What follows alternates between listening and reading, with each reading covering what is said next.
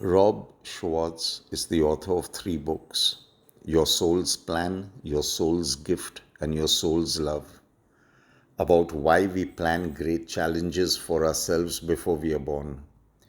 He's also a hypnotist specializing in between lives soul regressions, in which you can discover what you planned for this lifetime and why. He started. Yes. Oh, sorry for the interruption. Yes. That's okay. You might want to go to their website and read about it. They do an absolutely fantastic job of bringing the spiritual into the grieving process. Here in the US, there are many in-person groups that meet, but they have a lot of online groups as well. And people in India could certainly participate in those. And they could also start their own local groups if they wanted to have in-person meetings.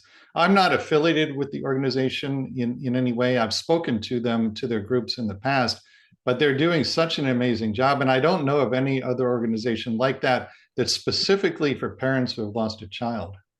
Rob, Indians, by and large, for them, grieving is a very private affair. Mhm. Okay, not everyone, but a large percentage of Indians will not air their grieving or go to some kind of a counselor or a psychologist, or they don't do that. They Okay. private affair, and they're very closed.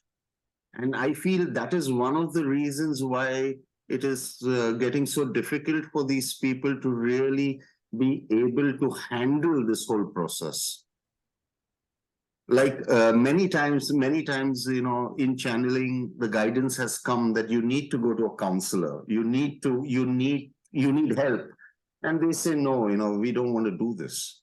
So, where Indians are concerned, I think maybe there is a block that, I don't want to share my grief with a stranger. It's unlike a lot of other countries where going to a counselor or going to group meetings where you deal with an issue. Okay. Well, I understand that. That's Yeah. unfortunate because it's a good way to heal, but I understand. Yeah. So, many times when I feel that I'm not able to give them that kind of solace, I always tell them that, listen, I can recommend very good counselors, very good groups. And they always, they're very close to it. They say, no, we are not interested in that. We will keep coming to you because, we have faith in you. We've known you for so many years. So it's a very closed mindset. Okay. I understand. Yeah. So, Rob, let's begin with, I would like the reader to know a little bit about you before we start to what you actually do. So, Okay. in a brief, your journey, like how did you start into this, what you're doing? Well, I'm an American author of 3 books: Your Soul's Plan, Your Soul's Gift, and Your Soul's Love. The premise of which is that we ourselves plan our lives before we're born, before we come into body. And in particular, the books, and actually all the work I do, is focused specifically on the pre-birth planning of life challenges, difficult experiences, because my particular mission is to help people heal from their most difficult experiences. People can read large portions of the books for free on the website at yoursoulsplan.com. And I'm a hypnotist. I specialize in something called a between lives soul regression, which is a form of hypnosis in which the person can speak directly with the loving non-physical beings who guide them, ask any questions they have about their life, including why did I lose this loved one? What does it mean? How should I respond to it? How can I heal from it? So what happened for me to put me on this path, believe it or not, I was in the corporate world for a number of years. I have a master's in business administration. I grew up in a very conventional family. I have a conventional education. and for many years was in the corporate world doing corporate marketing and communications, basically corporate writing. I found that work to be very unfulfilling. And I had this feeling that I was on earth to do something else, but I didn't know what it was. And I didn't even know how to figure out what it was. So I tried different things to resolve this. You could call it an existential crisis. That's really what it was. Yeah. And none of the conventional routes of, like career counseling really helped me at all. And so finally, almost as a last resort, in May of 2003, I did something I had never done before. I went to see a psychic medium. She started the session by telling me, your spirit guides are here. And I said, what is a spirit guide? I mean, I'd never even heard the term before. So she explained that. And then she said, your guides would like to speak directly with you. And she started to channel them. The first thing they said right out of the box was, you planned your life, including your biggest challenges, before you were born. And I'll tell you, I just shook my head and I said, why in the world would I have done something like that? And they said, you did this for purposes of spiritual growth. Now, coming as I did from such a conventional background, I probably would have dismissed all of this as some kind of delusion on my part, except that the guides then launched into this very lengthy and detailed monologue in which they went through all of my major challenges one by one and told me why I had wanted before I was born to have those difficult experiences. Now, what was really compelling about this is that they knew what all of my challenges had been without me telling them anything about myself, nor had I told the medium anything prior to the session. So as you can imagine, if you're talking to beings who know literally everything about you without you saying anything, it gives them a lot of credibility. Yeah. So this session blew my mind wide open, so to speak. And in the days and weeks after the session, I thought about this pre-birth planning perspective constantly. The effect that this awareness had on me was that it created quite a deep healing, because it allowed me for the very first time in my life to see deeper meaning and deeper purpose to experiences that previously had appeared to be meaningless suffering. And then I thought to myself, well, if this perspective can create this kind of healing for me, then surely it can create a similar kind of healing for other people. That was when I first started to think about writing a book on the subject. Now, within a very short time, just a few weeks of the session with the medium, two other very important things happened. The first was I was introduced to a woman who has the ability to go into trance and channel her soul, her higher self. So I said to her, I'm thinking of writing a book about how we plan our lives before we're born. May I speak with your soul about this subject? And fortunately for me, she said yes. She and I got together 5 times for a total of about 15 hours. And in this 15 hours of channeling, this huge volume of information came forward that verified everything my guides said through the medium, but then expanded upon it greatly. So her soul told me in detail how pre-birth planning works, which challenges had been discussed for her, which ones had been chosen and why, which ones had not been chosen and why not. And so again, this huge volume of information came forward that in many ways served as the foundation for all the books I went on to write. And then the other thing that happened right at that time period, and this was really the most important and impactful of the 3 experiences, I had an experience in which I was doing nothing more than walking down the street in the middle of a weekday afternoon. And all of a sudden, every time I looked at another person, this feeling of pure, overwhelming, divine, unconditional love for that person flowed over me. Now, I call it pure, divine, unconditional love because those are the words in the English language that get closest to what I was feeling. Yeah. But really, there are no words to describe this kind of love. And I think this is not a human love. It's beyond. Yeah. But that's as close as I can get. I remember this very clearly because The first person I saw was a cab driver, and he was just sitting behind the wheel of his cab waiting for a customer to come along. And I looked at this man who was a complete stranger to me and just felt pure, overwhelming, unconditional love for him. And then I looked up and I saw a man's barber shop on the corner. I looked through the window and I saw the barber cutting a customer's hair. Again, two total strangers, but as I looked at them, there again was this feeling of pure, overwhelming, unconditional love.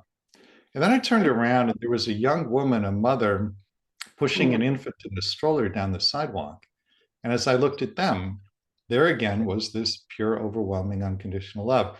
Every time I looked at another person, this love for that person washed over me. Now, I had never heard of anything like this or read about anything like this, but I understood intuitively what was happening, which was I was in some kind of enhanced immediate communion with my own soul. So my soul was saying to me, this love is who you really are. This is your true nature. I got that message loud and clear. What I didn't know at the time, and it became clear a couple of years later, was why this was happening. By a couple of years later, I had looked at a lot of people's pre-birth plans for my first book. And what I found, without exception, in every single case, no matter what was being planned, the plan was always based on great wisdom and complete unconditional love for every person involved. And then I realized, aha, that experience a couple of years ago walking down the street, that was gifted to me so that when I found this result in my research, I would be absolutely certain that what I was finding was true. So the combination of those three experiences, the session with the medium, the woman's channeling of her higher self, and this experience of unconditional love for everyone I saw, the combination of those three things got me to say, okay, I'll leave the corporate world and attempt to write this book. Then I spent the next 3 years on a full-time basis writing Your Soul's Plan. The whole time, I kept thinking to myself, I wonder if anyone will be interested in reading anything that I'm writing. I truly had no idea, but I felt that this is something I just have to do. And then the book came out, and it turned out there was a lot of interest, and it's led to a completely different life now, where I do the hypnosis, a lot of online workshops, private hypnosis sessions. I feel that I'm making a difference in the world, a difference in people's lives. It's infinitely more fulfilling than being in the corporate sector. And so I have a totally new and much, much better life now. Okay. Rob, did you learn hypnosis after you met the medium, or were you always in it? When you say you sat down to write a book, or write a book of this kind, did you go into meditation and download the information? Because on one hand, you are a corporate person, and now suddenly you are into spreading oneness, compassion. So how did this transition take place? I mean, did you prepare yourself? Did you go for a course? What did you do? What did you do? After those three pivotal events that I just talked about, I spent the next 6 months doing nothing more than reading channeled literature. I read it all day long, every day for 6 months. So I gave myself a crash course in spirituality. And that gave me the basic information I needed to go forward with the book. Then when I started researching people's pre-birth plans, and I should explain here, I did this with the assistance of mediums and channels who in one way or another could find out what somebody planned before they were born. So one of them, for example, channels people's spirit guides. Another channels people's higher selves. Another one hears the conversations we had with each other in the pre-birth planning sessions. Another one channels Jesus, which was extraordinary. I was able to speak with Jesus directly on many occasions to ask about people's pre-birth plans. So they all had different ways of doing it. And I came at it from all of these different directions. So the more I did that, the more I learned about pre-birth planning. And, you know, there are only a small number of stories in the books, but I did many, many mediumship and channeling sessions with many other people to learn about pre-birth planning. But there just isn't room in the books to put all of them in. And then the other thing that made a huge difference, I started meditating pretty much every day. And it's hard to put into words the benefits of the meditation, but I would say it brought me into much closer communion with spirit. And I realized that as I was researching and writing the books, I wasn't doing it by myself. There was a team in the non-physical that was assisting me. Now, I'm not a clairaudient, although I've had incidents of clairaudient experience. But when I'm writing and when I'm researching, I feel very clearly this presence of the non-physical team guiding me. And ideas come to me that appear on the surface to be my own, but I think that many of them are actually coming from spirit. In terms of the hypnosis, what happened there is that Your Soul's Plan, the first book in the series, came out in 2007. And right away, people started writing to me from all over the world, and they were all saying the same thing. They all said, I want you to tell me what my pre-birth plan is. Well, for many years, I wrote back and I said the same thing to each person who said that. I said, I'm not a medium, I'm not a channel. I don't know what your pre-birth plan is. If you want to know that, work with one of the mediums or channels in the books. Then I learned about the work of Michael Newton, who is the American hypnotist who pioneered the field of, he called it LBL, or life between lives regression, back in the 1990s. So I took the training to learn how to do that form of hypnosis. In fact, I was trained by someone who was trained by Michael Newton. She was also a past president of the Newton Institute. That training has opened up all sorts of new possibilities because it gave me a way to work with people directly, put them or help them put themselves into a hypnotic trance state. And then they can talk with their, it's called the Council of Elders. These are the beings who oversee their personal evolution. They can talk with their council directly while in hypnosis, ask any questions they want to ask and get an answer. And this allowed me a whole new way of researching people's pre-birth plans. So the first two books in the series, Your Soul's Plan and Your Soul's Gift, those were researched just with mediums and channels. The new book, Your Soul's Love, that still has the medium and channels in it, but now it also has the between lives soul regressions in it as well. Okay, so let's start with a simple question.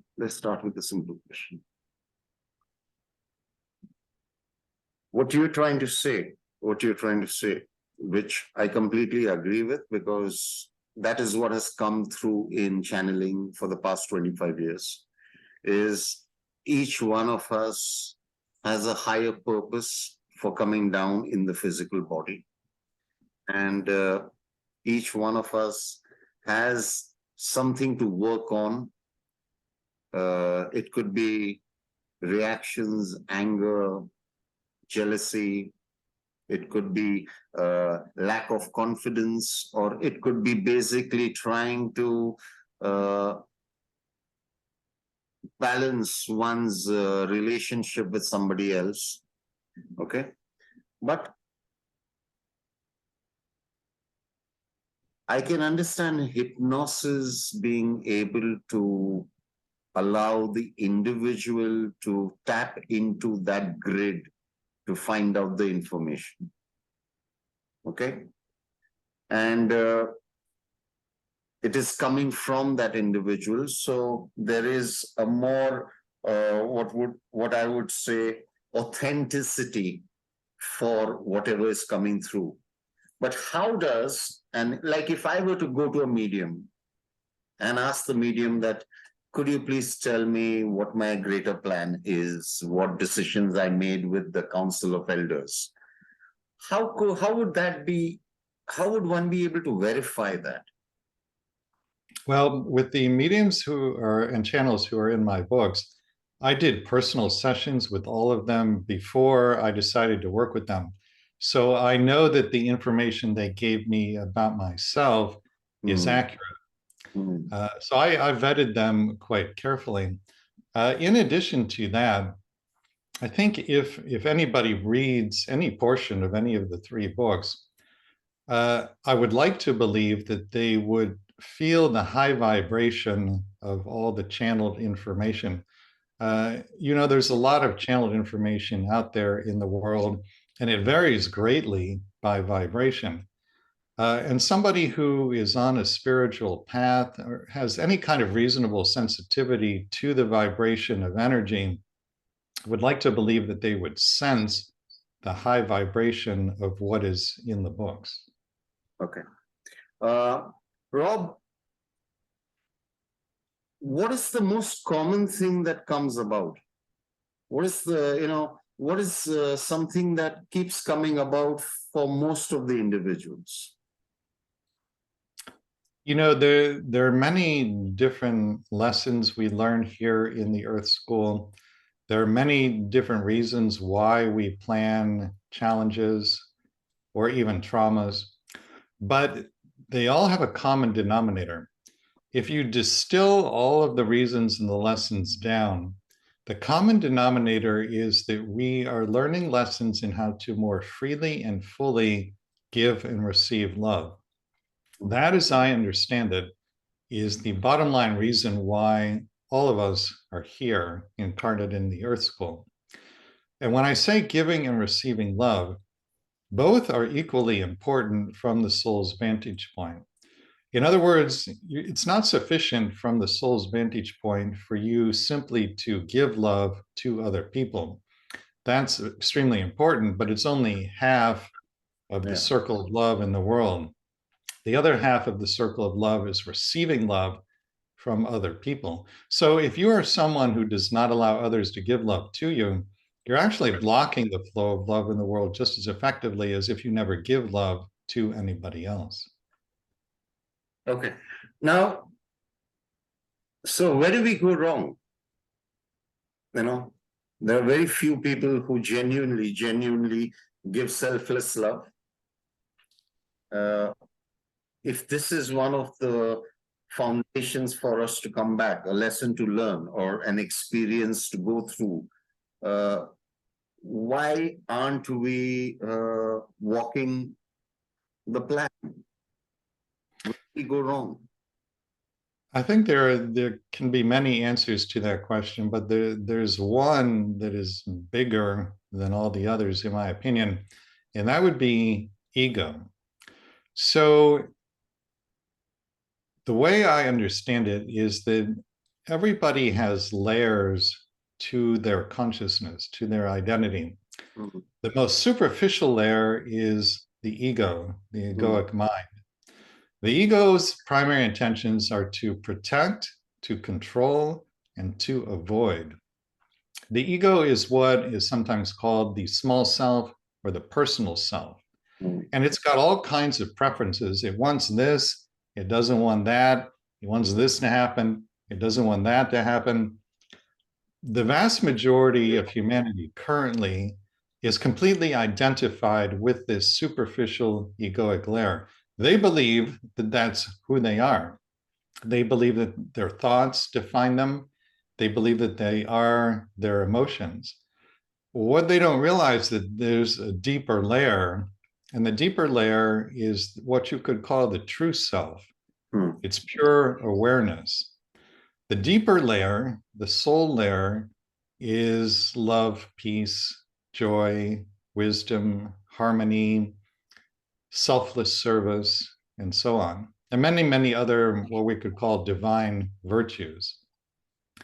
So if somebody is operating strictly from the egoic layer, they will give and receive love, but usually it's in a very personal way. Yeah. It's done from the personal self with a small select number of people. I think the plan for humanity over time, over many incarnations, is to move beyond the egoic mind, to move beyond the personal self and awaken to the true self. There are a number of people in body who have done that. There are a lot more people who are in the process of doing it right now. I think we're in the middle of a worldwide spiritual awakening, and it's accelerating, which is an exciting and wonderful development, in my opinion. But the vast majority of humanity is still completely identified with that egoic layer, and that egoic layer stirs up a lot of trouble. But Rob, aren't we getting from bad to worse? I mean, if you know, like in India, we have the stages of evolution of the soul. And ironically, it starts from here and goes down. Okay? So you've got a particular phase, an era, which is called Sat Yuga, the era of truth. Okay? Where each one is noble, each one is pure, each one is honest. And now we are in something called Kali Yuga, which means an era of deceit, selfishness, self-centeredness. So what I'm asking you, Rob, is I completely agree with what you're saying. For me, I would term everything as oneness. Okay? But then if that is the soul, if that is the lesson that I need to learn, and I have come down with the objective of learning that lesson and experiencing that entire truth, then what happens? You know, why are so many people moving away? My understanding of what has happened with humanity, how we got into this position, is that eons ago in linear time, when we were all just back in the non-physical, there were billions and billions of souls, the billions who are incarnate now on Earth, who wanted to do something that had never been done before. They wanted to make a unique contribution to what we could call the Godhead, to the One. And the idea that we came up with was to experience separation. So we were in this state of oneness consciousness. We knew that we were one with each other. And we asked the question, what would it be like to perceive ourselves as separate from the One? Now, you can't actually ever be separate from the One. It simply is impossible.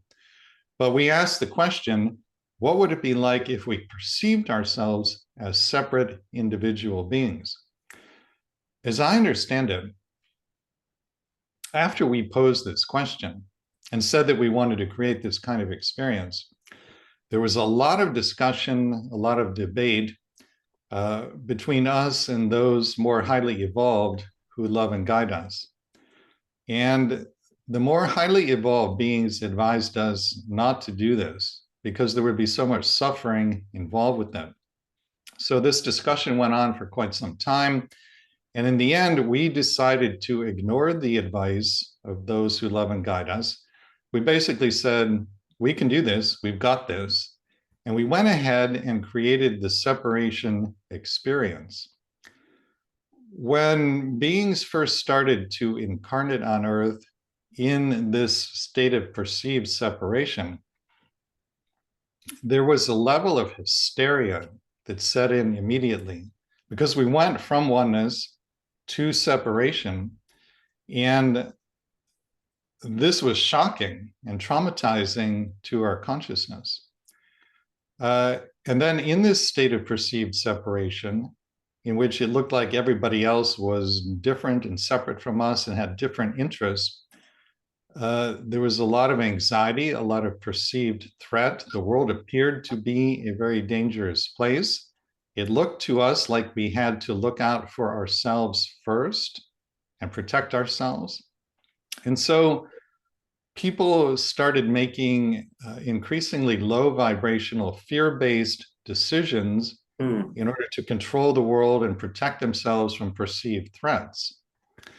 These low vibrational decisions lowered the frequency of humanity, lowered the frequency of the planet, and enhanced the strength of the egoic mind. That's essentially how the ego came to be, as I understand it. It's a portion of our consciousness that we split off and essentially asked to take care of us, to protect us from danger, from threats. And that's what the ego is doing now, as best as it knows how. But because it's fear-based and not love-based, it makes selfish, low vibrational decisions, and these decisions create all of the problems we have in our world. Now, as I understand it, when all of these billions of souls made this choice to experience separation, God or Source knew that there would be a lot of suffering involved and knew that we would want to return to a state of oneness.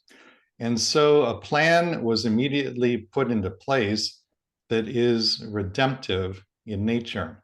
So the earth is moving up substantially in vibration. All the beings who are on the earth are also moving up significantly in vibration. And as I understand it, we are headed back to a state of unity consciousness and unconditional love while in a physical body. That's what ascension is. So the ascension path is redemptive in nature. God or Source is bringing us home, so to speak. And this is a glorious and wonderful and magnificent thing. It involves something called purification. Purification means that all the light from Source that is bringing about the ascension process is also bringing to the surface everything of a lower vibration, everything unlike itself. This is happening collectively to the whole human race, and it's happening individually in each person's life, whether they're aware of it or not. Collectively, you can see it in the news. There's more chaos than ever before. In each person's individual life, what's happening is that their stuff, quote unquote, their stuff is coming to the surface. The reason it's coming to the surface is so that it can be processed consciously and then released. And the way you process it is to see it, thank it for whatever it has taught you, bless it, and then set the intention to release it to spirit. That's essentially how you let go of these things that need to be transmuted. So this is happening all over the world in every person's life. It's creating a tremendous amount of chaos. And so things look like they're getting worse. And on the surface, they actually are getting worse, but only temporarily, because it's part of this ascension process that is redemptive in nature and is bringing us home. It's very interesting, Rob, because this is like 180 degrees opposite to what the ancient scriptures in India have been talking about. Okay?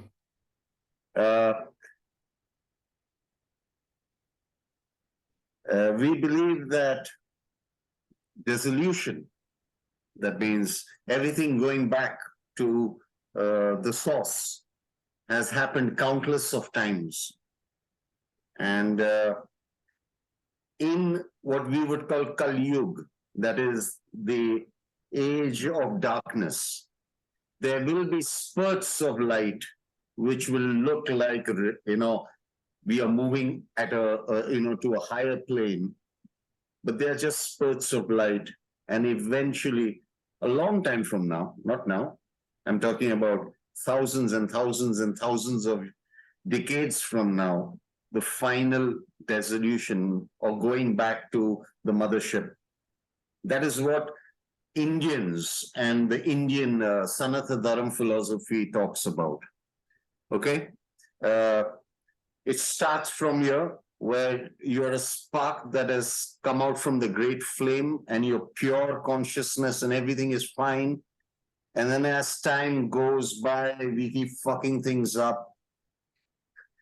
Till you reach a point where the source says, oh, they fucked it up beyond redemption. Get them back.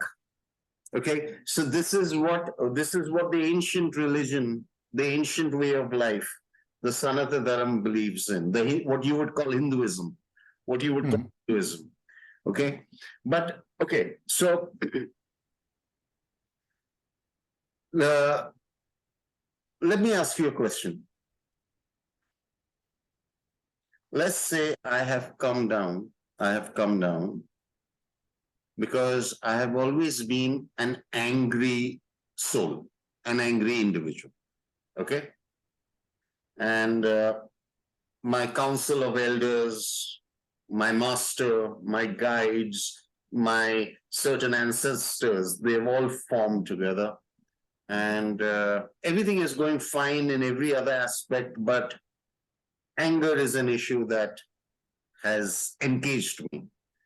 So they say, you have to go down and you've got to work on this anger issue, right? Mm-hmm. That would be a soul learning for me. My main focus and agenda of coming down. If that is my main focus and agenda of coming down, logically, part of my consciousness, a part of my awakened higher self when I'm in the body, should lead me towards addressing this issue, should lead me towards becoming calmer, not reacting, not being caught in the embrace of anger. But what if I don't? What if I get more angry? What if I become more of a reactive person? Does the cosmos try and help you out to say, hey, you're going wrong. The reason why you've come, the main reason why you've come is to work on anger. Is there some kind of guidance, or is there some kind of help that the cosmos gives you? Certainly what I've seen in my work again and again and again is that there's tremendous, really unlimited support from spirit. Unlimited support from spirit guides, angels, ascended masters, loved ones who have crossed over, other members of your soul group. So this guidance would be coming to the angry person all the time. Now, whether or not they hear or perceive the guidance is another matter altogether. If they're very focused on external things, the demands of the ego, the demands of life, a lot of people don't hear their guidance for at least part of a lifetime. Some people don't hear their guidance for an entire lifetime. Yeah. So what I've seen in my work is that if somebody is missing one of the main lessons they came to learn, will attract what is sometimes called catalyst, which is just another word for some kind of life challenge. And what usually happens is that the catalyst initially comes in a relatively mild form. And then if the person continues not to hear their guidance and not to get the lesson, the catalyst comes back around somewhat more intense. And if they still don't get the message, still don't hear the guidance, it comes back again, even more intense. I'll give you an example. This is a true story.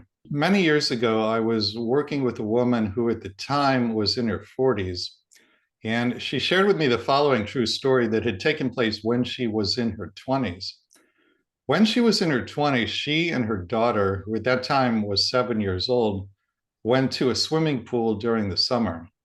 This woman was lying in a lounge chair in the sun next to the pool. The little girl was playing in the water. Well, all of a sudden, the little girl jumped up out of the water, ran over to her mother and said, "You're not waking up the way we planned before we were born, so you're going to have a really bad accident." Well, the mother was horrified, partly because the little girl was saying such a strange thing, and partly the idea of having to have an accident. But sure enough, not long thereafter, she had a car accident, which did not trigger the spiritual awakening. And then about a year later, she had a second and worse car accident, which also did not trigger a spiritual awakening. And then about a year later, she had a third and even worse car accident, which did trigger the spiritual awakening. That kind of pattern where the same challenge comes back around in increasingly intense form each time, that is the soul really trying to get the attention of the personality. And I have seen that pattern again and again and again in people who came to learn something in particular, but were not hearing their guidance. Rob, what happens if the person doesn't realize, doesn't understand? What happens? And the person dies. Okay, the body dies, and the person goes back up. What happens if this is repeated time and again, time and again? Let's say somebody comes 20 times to work on anger and is not understanding. As soon as he or she embraces the human shell, the whole purpose goes away. Then what happens? Is the person given chance and chance and chance? My understanding is they are. You have literally all eternity to learn whatever it is you would like to learn. So it's not uncommon at all that people will not fulfill at least part of their pre-birth plan, part of their pre-birth intentions. And then when they get back to the other side and have a life review, as we all do at the end of every incarnation, then they see the life plan very clearly. They see the parts that were fulfilled, the parts that were left unfulfilled. And in regard to the parts that are left unfulfilled, there's usually a sense, a feeling of incompletion. If you have that feeling of incompletion, then you will plan another incarnation to finish the unlearned part of the lessons. And this, however, whatever deeds you have committed on earth, however grotesque, you're given a chance to come back and learn from it. My understanding is that that is true. However, it's also my understanding that sometimes when beings cross over after a lifetime in which they did significant harm to other people, they have a belief or a feeling that they're bad and that they deserve to be punished. And when they get to the other side, they will create a sort of hell realm as a way of punishing themselves. Now, there is no hell in the sense of it being an objective, ongoing reality. The only way that could exist if it were sustained by divine will, and that's contrary to divine will. Divine will is all love. But you can temporarily create a hell as a way of punishing yourself, and you can spend as much time in that hell as you want to. So there are beings who do this kind of self-punishment, and when they're in this hellish realm, they're not hearing the loving beings who guide them. And so they can't move forward with planning another lifetime to learn the unlearned lessons. What has to happen first is that they have to start to perceive that they're surrounded by love and light and guidance. And then all they have to do is literally walk out of the hell realm. But they have to make the decision to do that. Nobody can do it for them. Yeah. This is what I have been told time and again, that the heaven has to stand aside because of one's own free will. Exactly. Yeah. So, okay. So, Rob, according to you, could you state 5 or 7 main learning objectives of most people who come back down? So what I've seen in my research for the books and also the workshops and the private sessions, there are 5 main reasons why we plan big challenges for ourselves before we're born. And I'll just list these and then we can talk about them as much as you would like. Sure. They are balancing and releasing karma, healing, service to others, experiencing contrast, and correcting false beliefs or false feelings about oneself.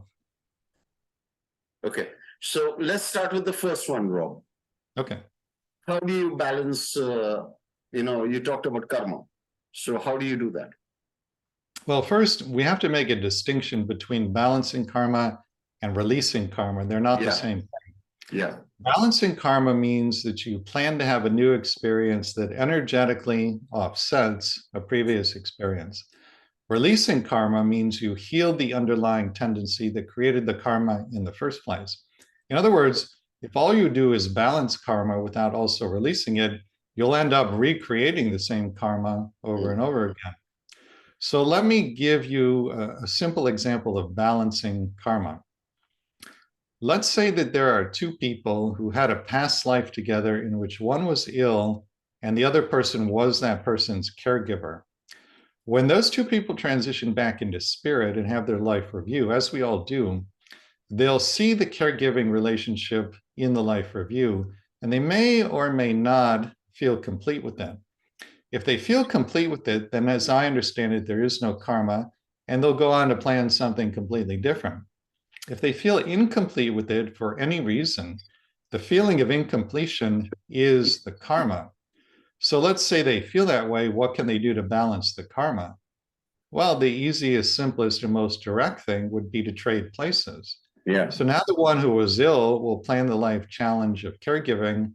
The one who was the caregiver will plan the life challenge of illness.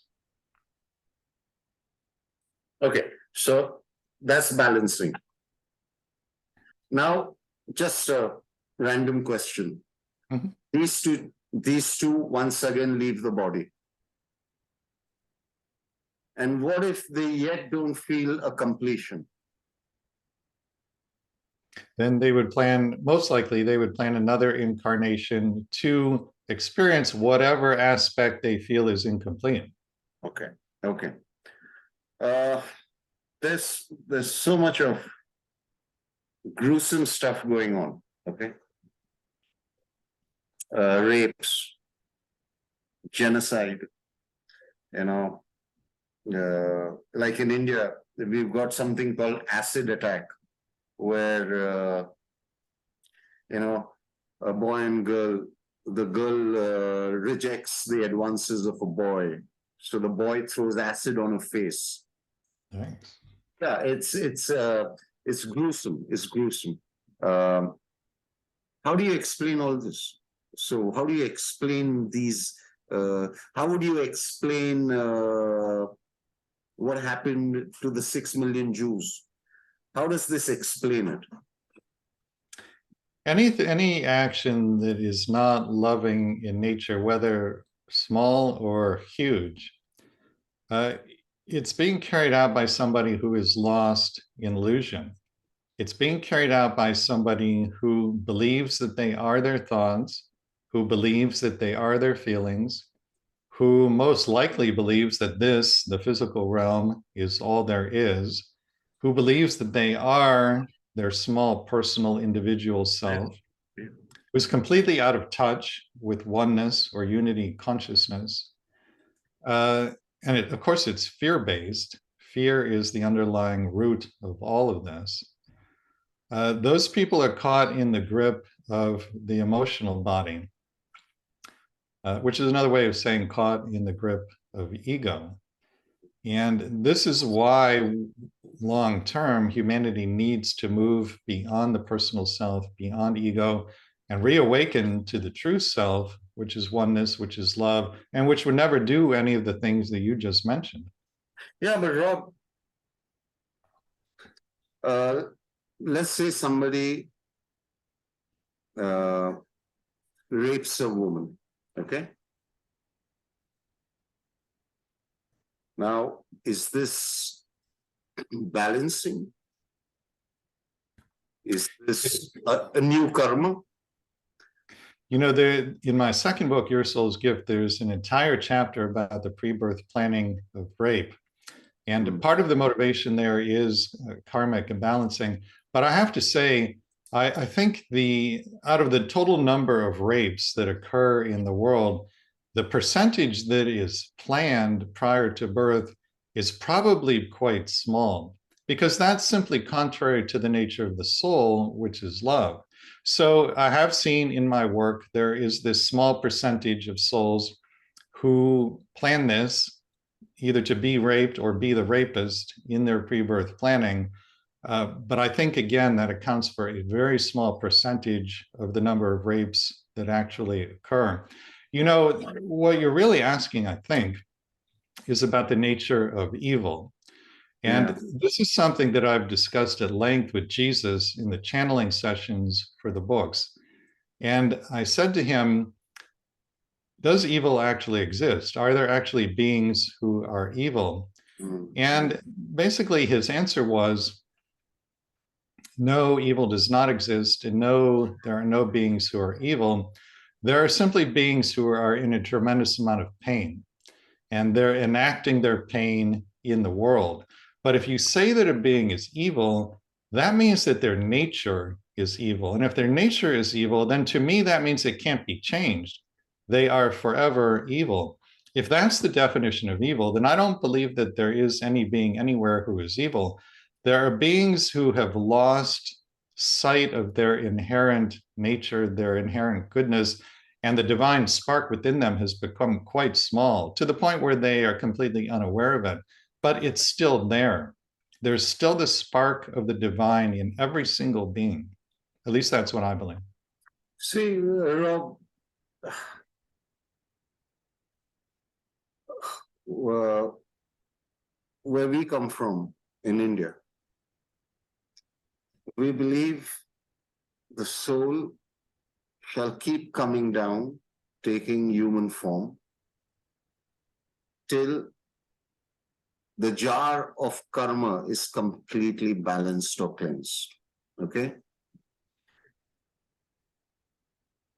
Which means if something were to happen to me, good or bad,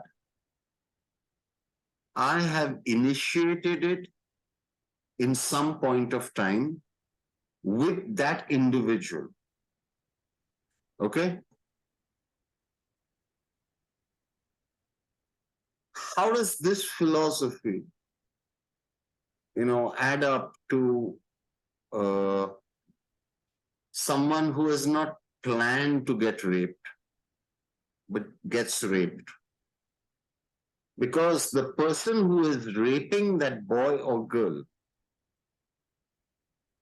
according to our philosophy, has to have some karmic connection with each other for that to take place. You know, the only rape story that I researched is the one in Your Soul's Gift. And in that case, there was a very strong karmic connection. But I'm not knowledgeable enough about rape to generalize. Rob, forget rape. Forget rape. Take any act. Take any trauma to the soul, any act. We believe as Indians, and this is what our scriptures say, that nobody can do anything if the seed of karma doesn't join those two people. Okay? Otherwise, then we are talking of an unjust God. Well, that leaves out vibration. That leaves out law of attraction. So there are essentially two ways, as I understand it, that something negative can happen in a person's life. One is you planned it, you agreed to it before you were born. But the other is law of attraction. Your vibration allows it to come into your experience. And in fact, your vibration determines everything that comes into your experience. So there are things, as I understand it, that happen on the earth plane that are not part of a pre-birth plan. And if it's not part of a pre-birth plan, the only way it can happen is that your vibration allows it to come into your experience. Now, that sounds like a blame the victim kind of thing, and that is not at all the way I mean it. If you've been harmed by somebody else, that does not mean that it's your fault. It's not. But the universe operates according to certain laws, and one of them is that everything is energy at a certain vibration. And if your vibration is high enough, then things like that are not going to come into your experience. Rob, there are 6-month-old baby is being murdered. I mean, what vibration can a 6-month-old baby give out? At 6 months, I would have to believe that's part of a pre-birth plan. Yeah. So, yeah, okay. What is your second thing, Rob? One was the second one I mentioned was healing. Let me ask you a question. I have an hour scheduled for this, so I have to go in a few minutes. Sure. Can we fix another time for this? Yeah, let me ask you though, before we do that, it sounds like at least some of what I'm saying is very different from the traditional Indian understanding. It is very important. It is very important that each individual speaks what their experience has taught them. Okay? I am not speaking only from the Indian philosophy or scriptures. I'm also speaking from 25 years of being a channeler. Mm-hmm. Okay? There is no religion that talks the same thing about life after death. No religion. Okay? And I find it very strange that one fucking thing that should be common is life after death. But there is no religion that talks the same thing about life after death. So eventually we come down to that even religion has come from the perspective of an individual, and it is his or her own perspective which is now being carried out or being followed by a large group of people.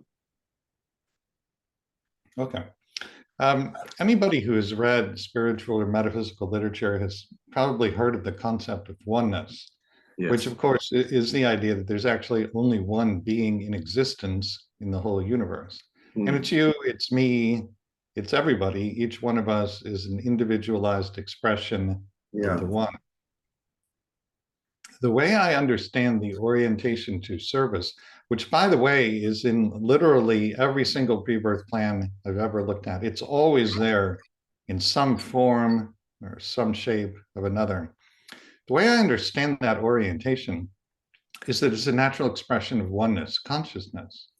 So in other words, when we're back home on the other side and we're planning an incarnation on Earth, we're not in this state of perceived separation like we are here. So let's say that you and I are back on the other side and we're planning an incarnation together. You would perceive, you would experience that I am literally you. And because that's your experience, then it's very natural for you to want to be of service to me in the upcoming incarnation. And conversely, since I perceive, since I experience that you are literally me, then of course I want to be of service to you. So I think that this orientation towards service is a natural expression of oneness consciousness, which is our natural state of consciousness when we're back on the other side and when we're planning an incarnation on Earth. So Rob, does everybody feel this state of oneness? On the other side, as far as I know, they do. Now, again, we all have free will, and we used our free will to come here to Earth to this state of perceived separation. So, you know, you're the creator, I'm the creator, everyone is the creator. You have complete power and freedom to put yourself in a state of separation if that's what you want to experience. But that's the point of coming to Earth, to learn the lessons that that teaches. When you're back on the other side, as far as I know, everybody is in a state of oneness. Okay. So, but what you're trying to tell me is the greatest so-called sinner, okay, on Earth would also experience the same sense of oneness? Unless that person chose to put themselves in a state of perceived separation. And that actually reminds me, I do know of at least one example of somebody who is back on the other side, but in a state of perceived separation, which he himself is creating, and that is Hitler. It's my understanding that Hitler is back on the other side, and he's aware of what he did while he was here. And as a form of self-punishment, he is repeatedly recreating his physical death in the lifetime as Hitler, which apparently was a very painful and unpleasant death. So he's doing this as a form of self-punishment. Now, it's very important for people to understand he's not being punished by God or some council or some being other than himself. That would never happen. God loves Hitler unconditionally, just as God loves every being unconditionally. But you can punish yourself if you want to. You can create a hell for yourself if you want to. He's doing this.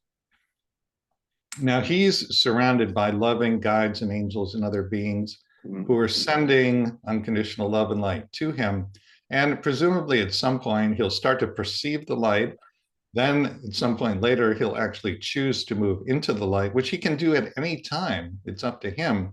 And once he's back in the light and in that state of oneness, then presumably he's going to feel that he's got a lot of karma he wants to balance, and he'll start planning many, many more incarnations on Earth. So at least Hitler is in this state of perceived separation. But again, it's totally self-created.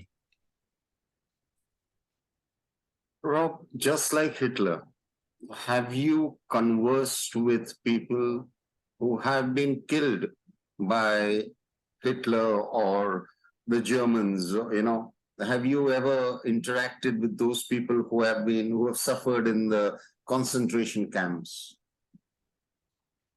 You know, I'm working on a chapter on the Holocaust for my next book. Okay. And as part of that chapter, I spoke with somebody who was a Nazi soldier, Okay. and I spoke with somebody else who was in a concentration camp. This was a couple of years ago, and I haven't looked at the transcripts since then. So at the moment, I'm not fresh with a lot of the details. What stands out to me from that conversation, what I do remember, the soldier, his name was Carl when he was incarnate. He was initially very shy about talking with us. And it was me, the channel, my wife, and other non-physical beings. He was really shy about coming forward because he feels shame and guilt over what he did. So we started off by reassuring him, we have no judgment of you at all. And our intention is pure. Our intention is just to bring forward information that will help people understand how can something like the Holocaust happen. So that reassured him, and then he did step forward. And then we asked him a lot of questions about how did you become a Nazi soldier and what happened. And he talked about how he was just swept up in the energy of the time. It was just an overwhelming tidal wave that carried him along. And he said that as he was doing the things that his superior officers asked him to do, he did feel some guilt. He did feel some remorse. He did think, I shouldn't be doing these things.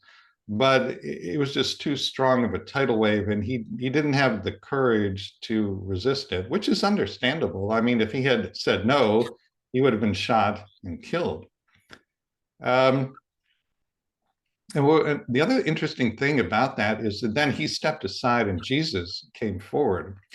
And Jesus said essentially the same thing that Carl did. He talked about morphic fields, which are fields of consciousness. And he said, you know, people judge those who became Nazis, and they believe that if they had been there, they could never have made a similar choice.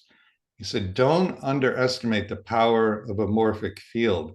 The kind of morphic field you had going on in Nazi Germany was overwhelmingly powerful. And if you had been there, you very likely might have made the same kind of decisions. Do you remember what the victim said? The one who was in the concentration camp. Yeah, so the only thing I remember now, it's an interesting story. She fell in love with a Nazi soldier after she got out of the concentration camp. And at first, of course, she was very ambivalent about this. And part of her was horrified that she was falling in love with somebody who had been a Nazi soldier. But apparently the love was very strong, and she decided to yield to it and to accept it. So she did enter into this relationship with the Nazi soldier. And I believe that they ended up being quite happy together. So this is the third point. What's the fourth point, Rob? The fourth point is contrast. And what I mean by contrast is that, you know, the other side, as I understand it, is a place of oneness, consciousness, and unconditional love. So we as souls are made literally from the energy of unconditional love. And when we're in this realm of only unconditional love, that means we experience no contrast to ourselves, which in turn means we don't fully understand or fully appreciate what it means to be a being made from the energy of unconditional love. We don't really understand who or what we are. So we come here to Earth for the contrast, the not love, so to speak. And we would all agree there's a lot of not love on Earth. It's through the experience of not love, the experience of the contrast, that you come to understand what unconditional love really and truly is.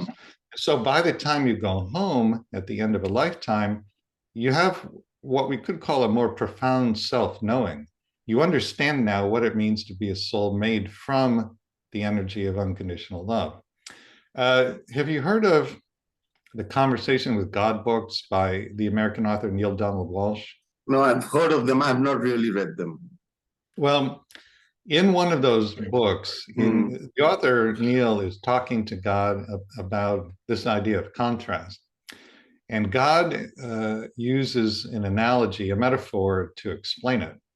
And the metaphor goes like this. Imagine that you are a white being in a white room. So you're white, the ceiling is white, the floor is white, all the walls around you are white, everything in this room is white, including you. Now, if you are such a being in such a room, how do you know that you're white?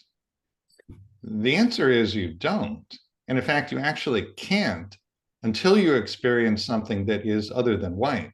Then you understand what it means to be a white being in a white room.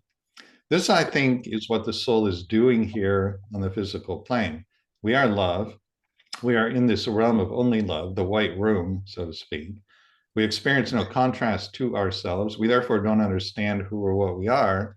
And so we come for the not love because that teaches us what unconditional love is and who we are. So now let's assume I were to come to experience the contrast. Would I have a few others who would participate on Earth for me to understand this whole thing better?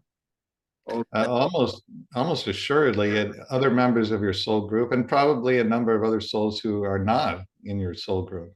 And you would have pre-birth agreements with these other people to help you experience and learn whatever you wanted to experience and learn. So if your intention pre-birth was to experience not love so that you understand what love is, you might very well ask some of these other souls to do things to you that are not loving. And that creates a need for forgiveness. If you're able to forgive, which not everyone is, but if you're able to forgive, then that opens you up to a greater understanding of what unconditional love is, because unconditional love would include forgiveness. But Rob, let's say I've come down to experience the contrast. And I really get mean and bitter. And I pass over and I'm yet mean and bitter. Does that start a karmic cycle with those people? It very well could. It will depend on how you and they feel when you see your relationships repeated in the life review. So when you see that, and you see that you descended into bitterness or meanness, it's very, very likely that you will not be happy that you went in that direction. you'll have this feeling of incompletion that I talked about last time we spoke. Yeah. And that feeling of incompletion will create karma. So probably you will ask those people to reincarnate with you and more or less do it again, hopefully with a better outcome. Wow. That's quite a chance to take, Rob. It is. And this is why, you know, the sort of lifetime you just described where somebody responds by becoming mean and bitter, that's extremely common. And the soul will work with that. The soul knows that this is possible. It's willing to take that chance. One of the reasons it's willing to take that chance is that you have literally all eternity to turn that around. So if you become mean and bitter, your soul doesn't think, oh, the personality failed, the lifetime was a disaster. The soul never thinks like that at all. Basically, the soul feels, it doesn't really think. The soul will feel a sense of incompletion, just like the personality would, and the soul will urge the personality to reincarnate and try again.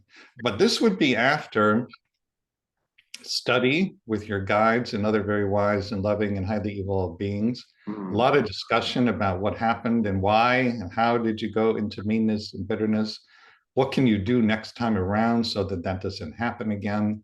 There would be a lot of healing and a lot of study before you reincarnated.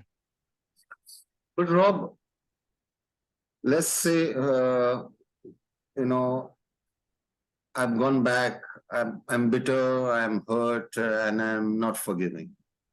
And my guides work on me and they say, go back and experience it again and go beyond the bitterness. Now, what if those souls with whom I have had this contract in my first attempt, they refuse to participate again in my second attempt? Then what happens? I think that's unlikely, but it is possible. Then you would bring in other souls to play the same role. Again, most likely souls in your soul group. Okay. So in all probability, we are functioning in a soul group where there is a lot of give and take for growing. That's my understanding, that you and the other members of your soul group, you have many, many incarnations together and you play every conceivable role for each other. So you'll be mother and daughter, father and son, husband and wife, brother and sister, best of friends, mortal enemies, and even murderer and the one who is murdered. Have you gained an approximate of what exactly would be a soul group in the form of numbers? You know, there's different channeled answers to that question, and the channeled answers are sort of all over the place. My sense is it's probably somewhere between 25 and 75, but I don't have a better answer than that. So now, Rob, what's the final point?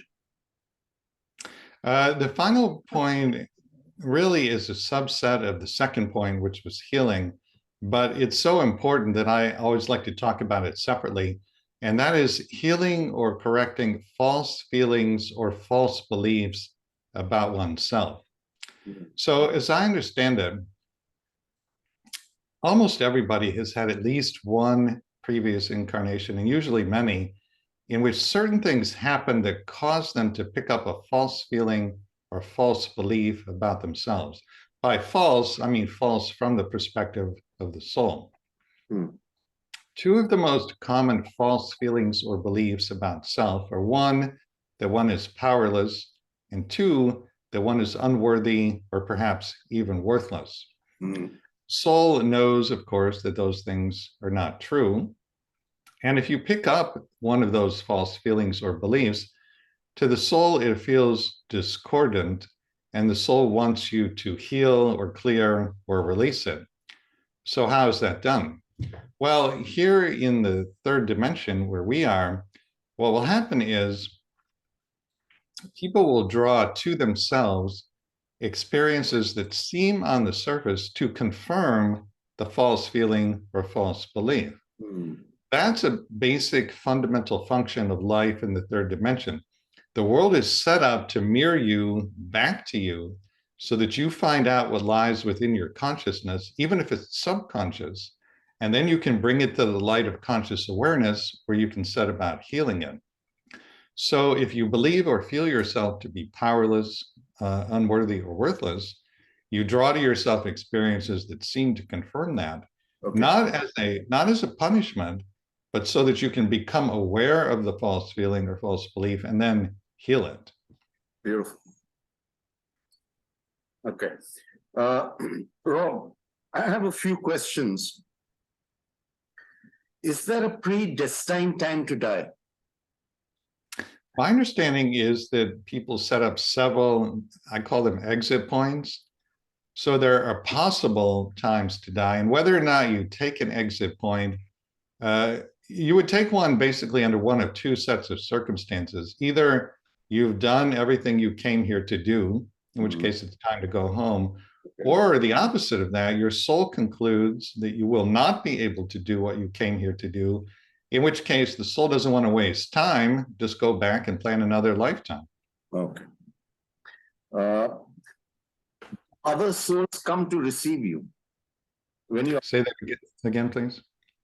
Do other souls come to receive you when you are about to die, when you are about to leave your body? They do. They'll be with you, right next to you, when you're in the process of leaving the body. And then when your consciousness transitions back to the non-physical, as I understand it, everybody is greeted. Often it's a large group. You know, it will be many from your soul group, your soul family, other people from this lifetime, other people from other lifetimes. It can be angels, ascended masters, spiritual figures of significance to you. If as you're dying or before you die, you ask to be greeted by a particular spiritual figure, your request will be honored. It's a very, very loving greeting. So according to you, there is nothing like heaven and hell. It's all a state of mind.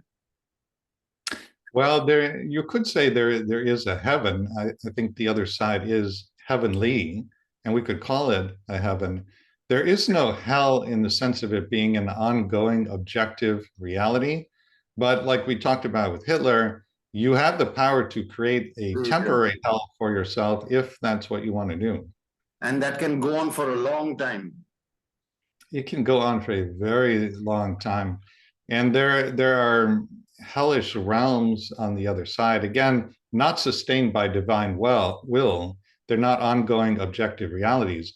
But there are places where beings who are filled with guilt and remorse and shame and self-loathing go. That's where their vibration carries them. And they keep themselves in these realms as similar to Hitler, as a form of self-punishment. Loving guides will come to them and say, follow us, come into the light. All they have to do is follow them, just walk out of that realm. But they will often keep themselves there for a long time because they don't feel worthy to move into the light. There's a lot of talk of dimensions. I mean, do you agree with that? And what are those dimensions? I do agree with that. Dimension is a vibration. It's a frequency. It's not a place. Yes. So the third dimension is surrounded by the fourth and contained within it.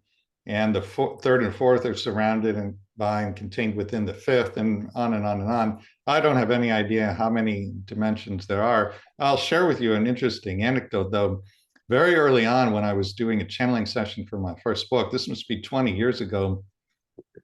At that time, I had read somewhere that there, and I don't remember what the number is, 7 dimensions or something like that. Yeah. So I said to the channeled being, who was a guide or an angel, is it true that there are 7 dimensions? And there was laughter. And then the channeled being said, we laugh at the limitation of that idea. Okay. So let's say X is on a particular dimension, vibrational dimension, and Y is at a lower vibrational dimension. So what would be the difference? What would be the difference? The difference is how it feels. One would feel, the higher dimension would feel much more love-filled, much lighter. There would literally be more light. The astral realm that most people transition to after they leave Earth is very similar, as I understand it, to Earth, except that it's not physical, it's non-physical. But there are buildings and homes and classes and so forth. What actually the higher dimensions look like and what happens there, I don't really know. I've never made any study of that. Okay. How long usually does a soul remain in the spirit world? You mean before incarnating again? Yeah. I believe it's often around 50 years, 75 years in linear time, something like that. But we're just talking an average here. My understanding is when the soul is planning an incarnation, it's like the soul has a very big history book in front of it, hundreds and hundreds of pages. And the book has literally no beginning and no end. So the soul has certain intentions. It's flipping through all these pages looking for the best possible circumstances, the best point in linear time, the best geographic location to learn the intended lessons. So your incarnations don't necessarily go in linear fashion from one time period to the next one to the next one. You could incarnate next time in 2000 BC, and after that 4000 AD, and then come back to the 1940s. You could do anything you want, really. So you mean there are parallel worlds existing which the soul can enter and experience whatever it wants to? My understanding is that there are a number of parallel Earths. I don't know how many. That there are many, many possible timelines for every individual on every Earth. And which timeline you end up going on changes all the time, depending upon your free will decisions. Basically, the higher vibration your decisions, the higher vibration the timeline you put yourself on. Now, say I pass over and I don't want to come back. So, number one, is that possible? My understanding is that nobody is forced to come back. However, your viewpoint when you get back to the other side is likely to be very different than it is while you're here. What do they do? Let's say I pass over and I'm in the spirit plane for 50 years, Earth time. What would I do? You could do anything you wanted to do. You could study and take classes. You could do acts of service. For example, you might help other souls who are crossing over to have a gentle transition. You can go to any physical planet or location you'd like to go to. You can go to any non-physical, it doesn't make sense to say non-physical place, but not non-physical existence you would like to experience. There are planets that are all water. There are planets that are devoted to healing. There are dimensions that are just color or sound. Everything you can think of and a lot of things you can't think of are out there, and you can experience anything you want to experience. There's a lot of talk about you can manifest anything you want in the spirit world. How true is that? I think that's true as long as what you intend to manifest serves the highest good of all beings, doesn't cause harm to anybody. If you wanted to manifest something that didn't serve the highest good, I don't believe that would happen. Okay, I'm a smoker. Now I pass over. So could I manifest, the entire experience of smoking? You can manifest something that mimics the physical experience. My understanding is that it's not going to be the same thing exactly. It's going to feel like a diluted, watered down kind of experience. Yeah. Okay. Who decides the karmic blueprint of your next life? Who decides that? Your soul decides that in consultation with God or Source, the ascended masters who work with you, your spirit guides, and then you're informed of what the life plan is. You can accept it, and most people do right away. You can also say, I'm not so sure about this. This might be too much. Then they'll reassure you that it is based on great wisdom and complete unconditional love for everybody involved. At that point, most people who had doubts will accept the plan.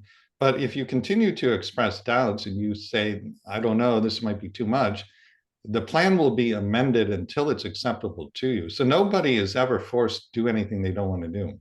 So free will is mandatory. Free will is sacred. Sacred.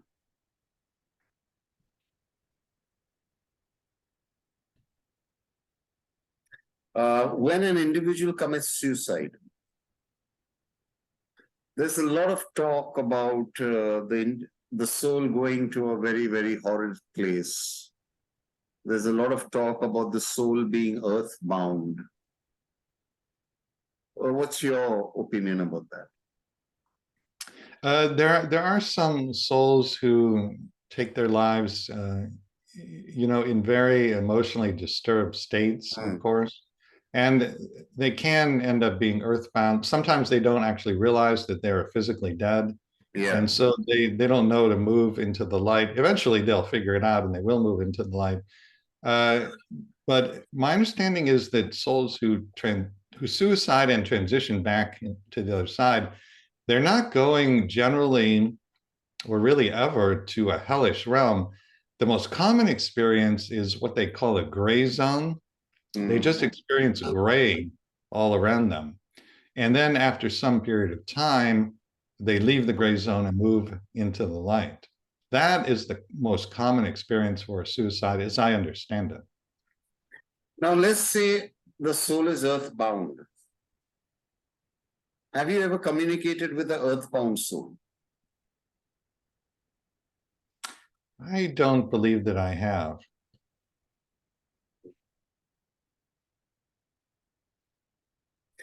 If a person is brain dead, on the ventilator, coma, where is the soul? Well, the soul is in multiple dimensions that are non-physical, just as it is when the person is not brain dead and not on a ventilator. Now, where is the energy that we call the personality? My understanding is the personality would not be in the body. The personality would be back in the astral realm. How important are last rites for the soul? There are many people who are not accorded a last rite. Has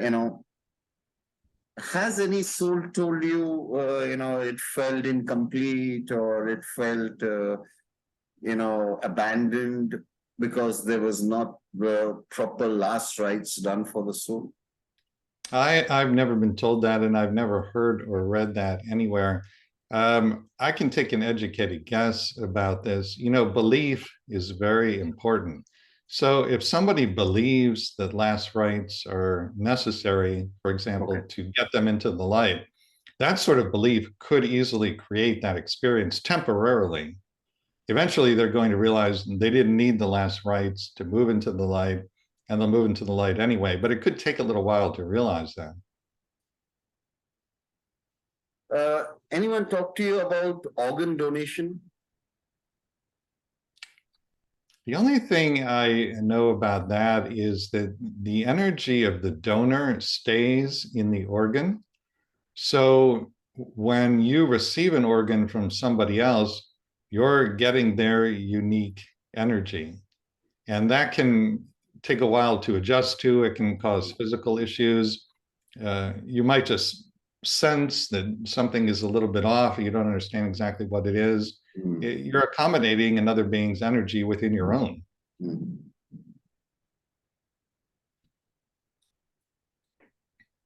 Why is there so much of a need for prayers and ceremonies in every religion when an individual dies? How does it help?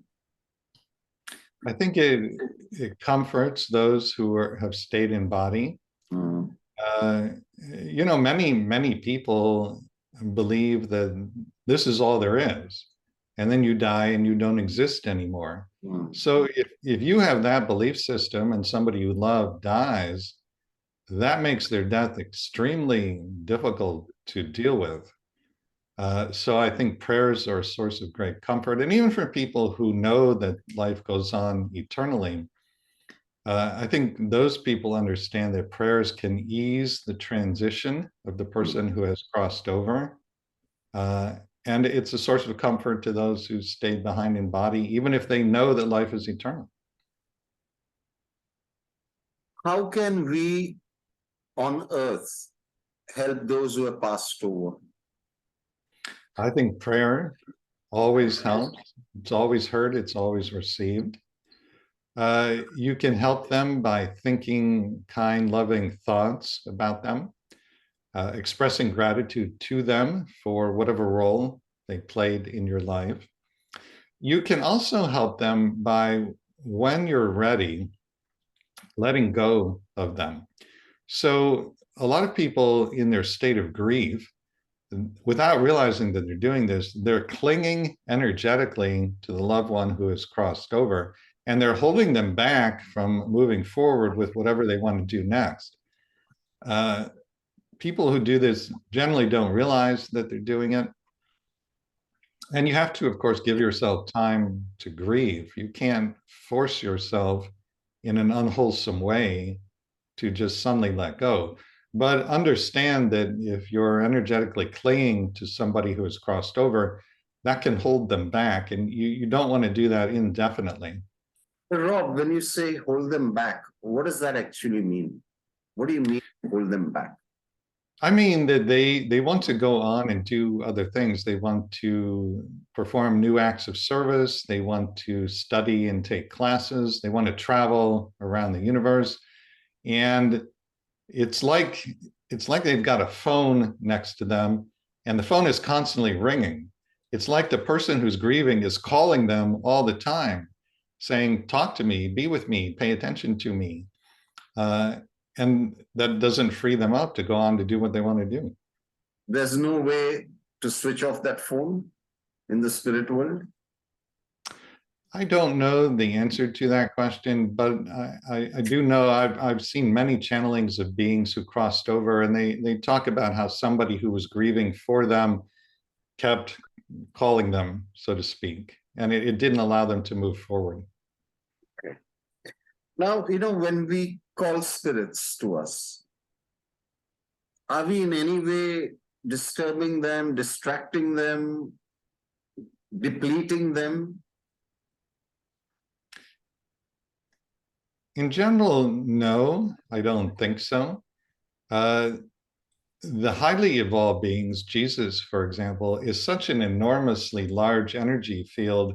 I don't think it's possible for people to call on Jesus too much. It's not going to be the case that he doesn't have the resources or the energy or the consciousness to answer every single prayer that might be sent his way. Now, if it's you or me or somebody else who has just crossed over, our energy field is not as large as that. So if somebody's grieving quite a bit, that will distract us and prevent us from moving forward. But I don't think I wouldn't say that it depletes the person.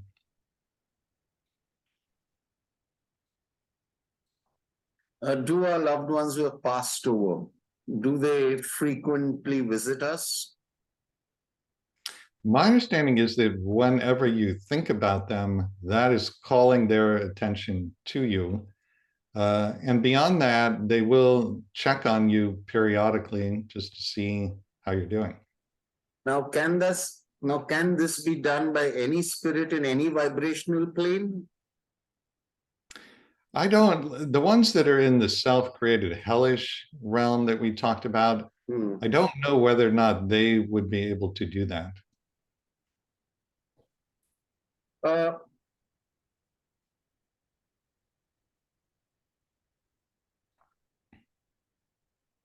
How does the spirit evolve in the spirit plane? I think pretty much the way you do here, through study, through service, through whatever kind of role you perform on the other side. Everybody has some particular role. Job is not really quite the right word, but there's something specific that you do on the other side. And it's something that is an act of service. It's for the highest good of all beings. You evolve through that. Where exactly is the soul situated in the body? I believe that it's situated in the heart, by which I mean the heart chakra, and probably in a very specific part of the heart chakra, although I don't know what that would be. But there is a lot of talk, and I think some validity to, there's something special about the pineal gland at the center of the brain. Spirit is very active there.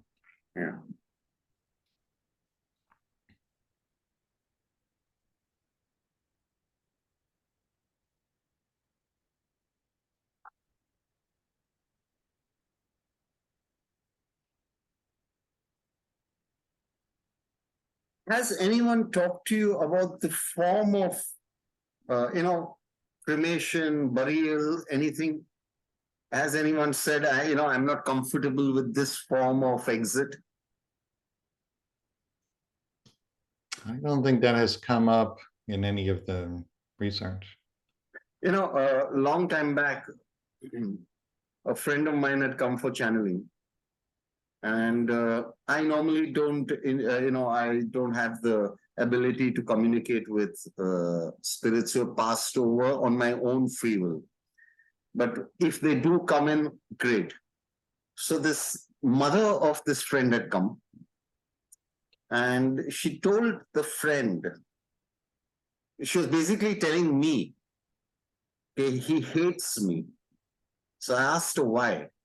And she tells me that he knew that I hated water. Okay? So I asked the friend, did your mother have an issue with water? And he said, yeah, even when she went for a bath, it was an excruciating, agonizing process. And she says, knowing that he hates, knowing that I hated water, I was scared of water, he immersed my ashes in water. Okay? And she was really livid about that.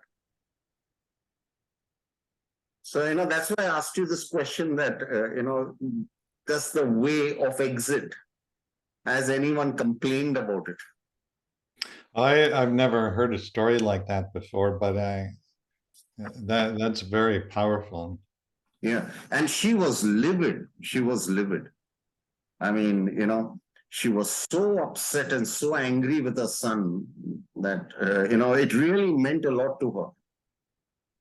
I find that very easy to believe. And beyond what happened with the ashes, I mean, the kind of hatred that would prompt him to do that, she's going to feel that constantly on the other side. She's going to be constantly aware of that. And very likely the two of them will be coming back together to work that through. Okay, Rob, now we've finished with this questionnaire. Would it be possible for you to be able to talk about certain, examples in your case studies, certain case studies, which can help the reader, which can help somebody who's grieving get some kind of a closure? Yeah, there are a couple particular case studies I like to talk about. One is the woman in my first book who was blown up in a bomb explosion. Okay. And I like to talk about that one because it was obviously an enormous challenge to get over the anger she felt toward the bomber. And she used her understanding of her pre-birth plan, the fact that she planned to be in the bomb explosion, to forgive, to heal. She completely turned her life around by working with her pre-birth plan. The other story I like to share frequently, there's a chapter about the pre-birth planning of suicide in my second book. And there's a lot of very helpful information in that chapter, including what I feel is probably the single most healing piece of information I've come across in all the years I've been doing this work. And it would take a while to explain, but basically what Spirit tells us, and this is coming from Jesus in the channeling session, that every suicide that could have been prevented was in fact prevented. And what he means by that is that if the suicidal person has the slightest openness or willingness to change their mind, Spirit knows that, and Spirit stages an intervention that prevents the suicide. Therefore, if a suicide is completed, that means the person had no openness or willingness to change their mind, which in turn means there was literally nothing any of their loved ones could have done to prevent the suicide. And when people understand that, they're finally able to let go of all the guilt they feel at not preventing a suicide. It can really be life-changing for people. No, you haven't. Let's start there, because that covers life after death, and it's also a very emotional subject. Yes. Okay. Do you want me to just go ahead and start talking about it? Yes, please. Okay. So in my second book, Your Soul's Gift, which is published in India, the publisher there is Yogi Impressions. Okay. There's an entire chapter about the pre-birth planning of suicide. The person who is the subject of that chapter is an American woman named Carolyn. Okay. Carolyn lost her only child, a son named Cameron, to suicide. Okay. And it happened at a particularly tragic point in Cameron's life. It was literally just a few days after he had graduated from high school. Okay. So Carolyn thought her son was about to go off to college and start doing great and exciting things in the world. And then she came home one day and found that he had hung himself from a rafter in her attic. And she was the one who had to climb up there and cut the rope and take the body down. So certainly a terrible tragedy. Now, she and I did a channeling session in which we spoke at length to both Cameron and Jesus about what had happened and about suicide in general.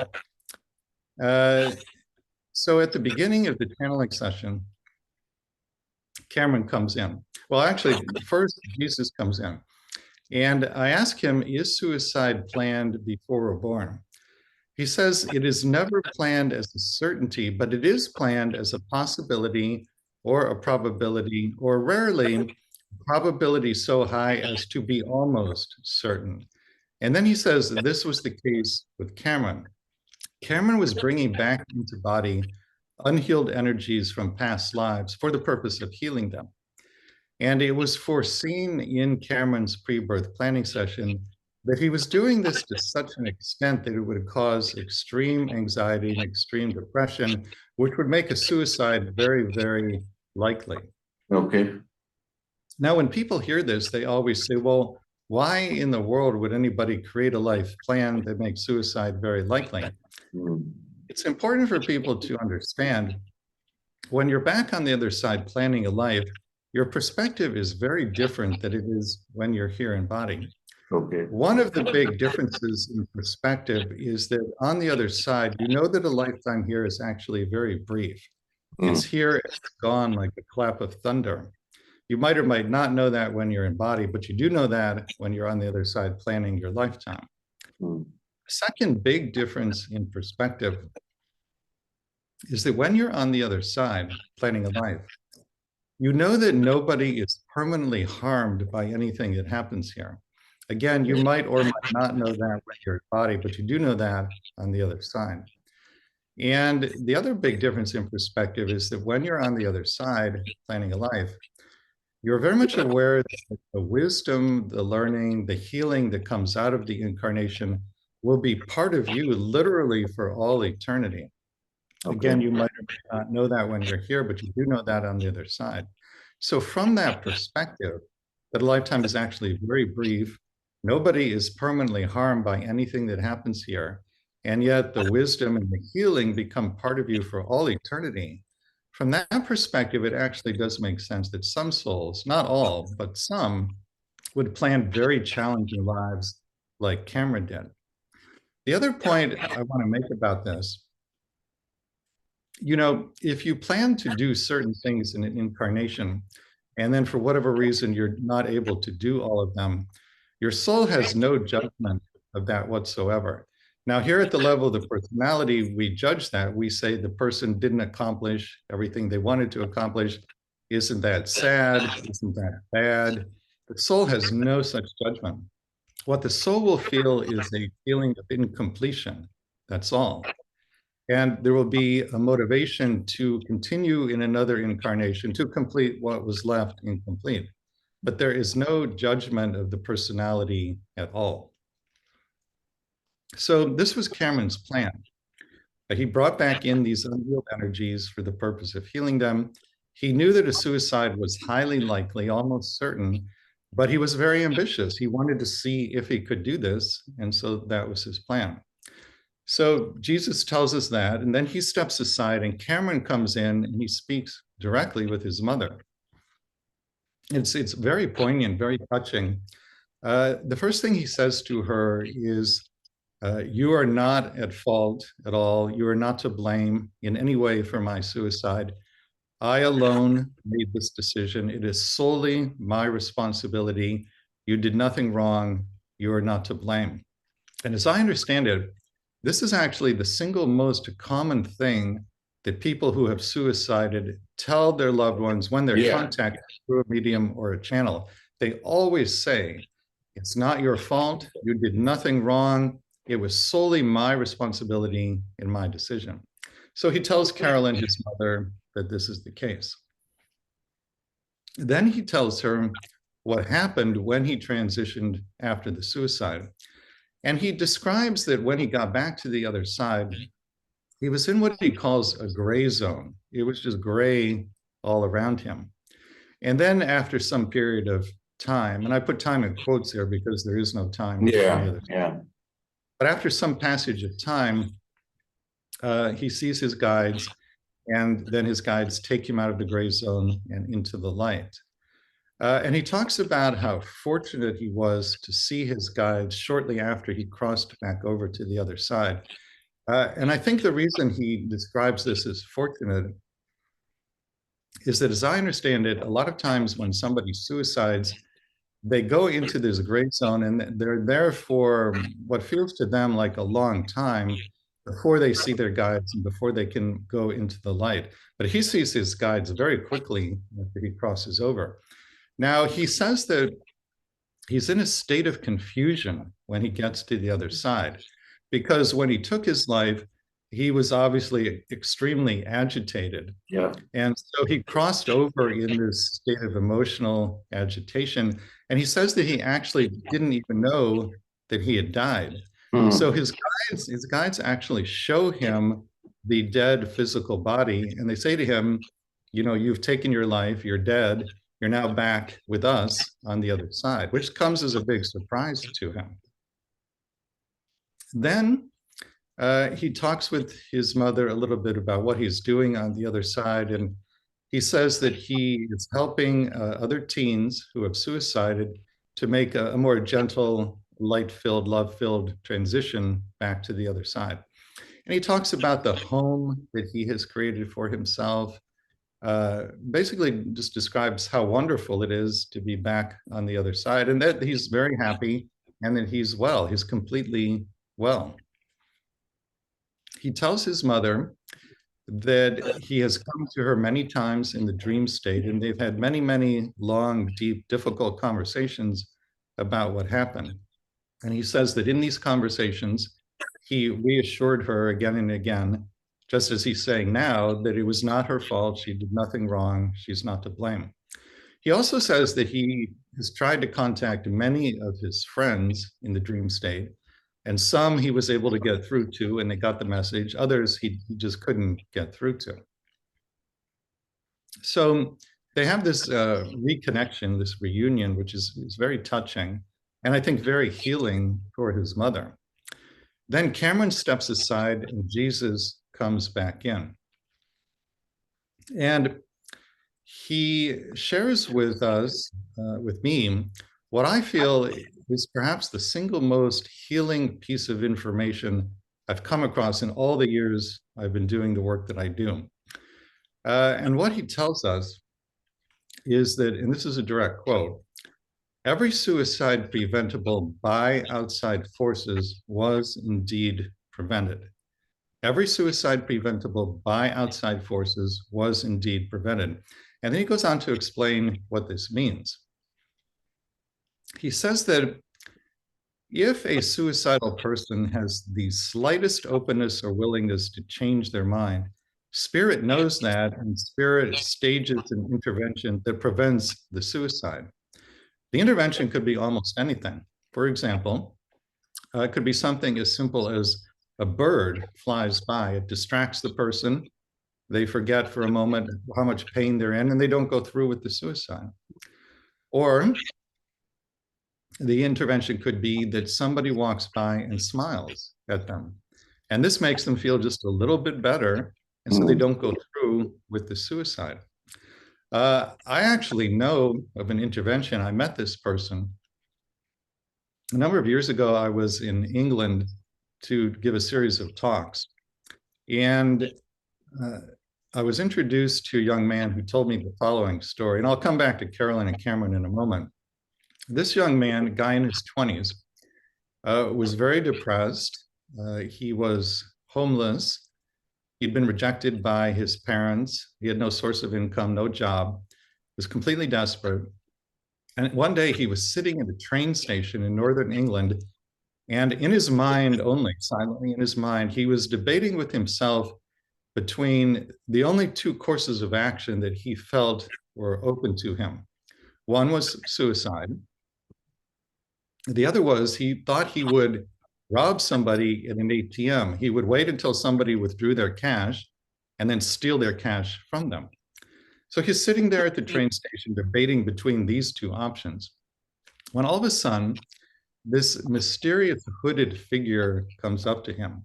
And I mean literally hooded. The person is wearing a hoodie, and the hood is pulled so far over the person's face that he actually couldn't see the face. It was just completely dark. So this hooded figure walks up to him, stands in front of him, and says to him, "Don't kill yourself. Don't rob somebody at an ATM. There's a spiritual study center just a few blocks down the street from this train station.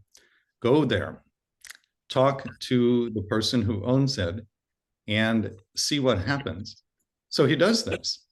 He walks a few blocks to the spiritual study center. He meets the woman who owns it. She tells him, in a couple of days, this American author, me, is going to be here to give a talk. Why don't you come to the talk and meet him and talk to him, which he did. But the really important thing that came out of that was not that he met me. It was that she ended up taking him into her home, letting him live there for free for a few months until he got back on his feet.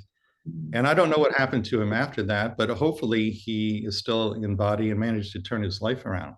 So there was a direct physical intervention. And I believe, I'm almost certain, the mysterious hooded figure that knew his thoughts was an angel that had assumed human form and come to stage an intervention.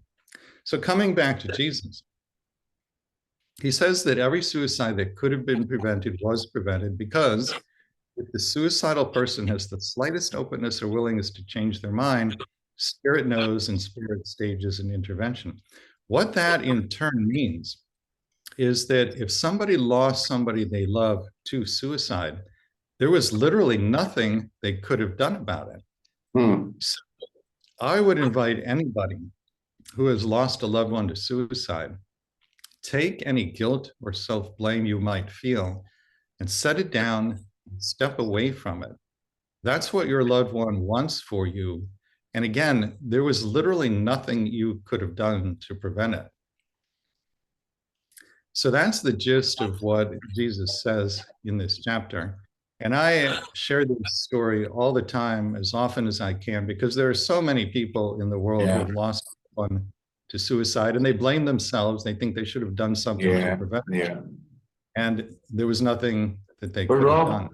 Rob, you mentioned the gray area. You mentioned the gray area. Is that what the scriptures call as purgatory? Would that be close to that? It might be. I have no background in organized religion, so I've never given any thought to purgatory, but it might be. Yeah. Now, tell me one thing. Have you ever encountered those souls who have not been able to get themselves out of that gray area? I have not. And I think somebody who was stuck in that, they would still be at such a low vibration that I don't think I would be able to reach them. They're not going to appear in somebody's between lives regression. They're most likely not going to show up in a mediumship or channeling session. So I've had no direct contact with people who are there. My understanding is there is this realm, purgatory, if you want to call it that. And it's populated not primarily by beings who have taken their own lives, but by beings who are very guilt-ridden or ashamed of things they did that they feel were bad. They think that they were evil or that they need to be punished for what they did. My understanding is nobody is forcing any of these beings to be in this realm. They're there because they have put themselves there, and all they have to do is literally walk out into the light. But they won't allow themselves to do that because they believe that they should be punished. Now, they have guides and angels who love them and who are standing by and sending light to them. And eventually, everybody who's in this realm will leave. They'll just walk into the light. But nobody can do that for them. They have to make that choice themselves. One more thing I want to share from the suicide chapter. There's a very interesting discussion with Jesus toward the end of the channeling, where he says that in an enlightened society, if a suicidal person came to a counselor to talk about how they were feeling, what would happen is that the counselor would consider suicide with them as a viable option. And he explains that the reason an enlightened society would handle it this way is that in our unenlightened society, when somebody feels suicidal, there's shame associated with that because we judge it as a sin or as a failure. So they're dealing with two things. They're dealing with whatever caused them to feel suicidal in the first place. And then they're dealing with shame and often depression because of the stigma associated with suicide itself. So I thought that that was very powerful, that in an enlightened society, the counselor would consider suicide as a viable option. And Jesus goes on to explain, in having a conversation with a suicidal person where suicide is seen as an actual option, what that does is it completely diffuses any shame, any guilt, any stigma associated with it. It basically lifts the burden or part of the burden that the person is carrying. There's an entire chapter about death of a loved one in my first book, Your Soul's Plan. And the story there is about a woman, Valerie, who loses a child and also her fiance, actually, just a few days after they got engaged. Now, I don't know that I want to speak about that story in detail right now, because it's been a long time since I've looked at it. I'd rather go back, read it again, refamiliarize myself, and speak more intelligently about it at another time, I think.